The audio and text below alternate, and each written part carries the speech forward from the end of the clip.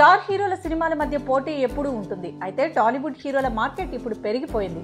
కేవలం టాలీవుడ్లోనే కాదు, మిగతా భాషల్లో కూడా తమ సత్తా చాటాలని చూస్తున్నారు. ఈ క్రమంలో మలయాళంలో తన మార్కెట్ విస్తరించుకున్నాడు అల్లు అర్జున్. అక్కడ స్టార్ హీరోల ఇమేజ్ ఉంది మన బన్నీకి. ఆ క్రేజ్ ఎలా ఉందంటే అల్లు అర్జున్ ఇక్కడ ఫ్లాప్ అయిన సినిమాలు కూడా అక్కడ మంచి హిట్ సాధించాయి. అయితే ఇప్పుడు బన్నీకున్న మల్లు క్రేజ్ కి పోటీగా యంగ్ టైగర్ దూసుకు వెళ్తున్నాడు.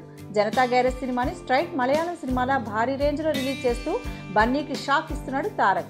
మలయాళంలో బాహుబలి తర్వాత డబ్బింగ్ సినిమాల టాప్ లిస్ట్ చూస్తే అన్ని అల్లు అర్జున్ సినిమాలే ఉంటాయి. అయితే ఇప్పుడు జనతా గ్యారేజ్ ఏకంగా 8 కోట్లకు మలయాళం రైట్స్ కొనేశారు. మోహన్ లాల్, నిత్య మీనన్, ఉన్ని ముకుందన్ లాంటి మలయాళం నటుడు ఉండడం వల్ల సినిమా అంతకు అంతా రాబడుతుందని నమ్మకంతో ఉన్నారు.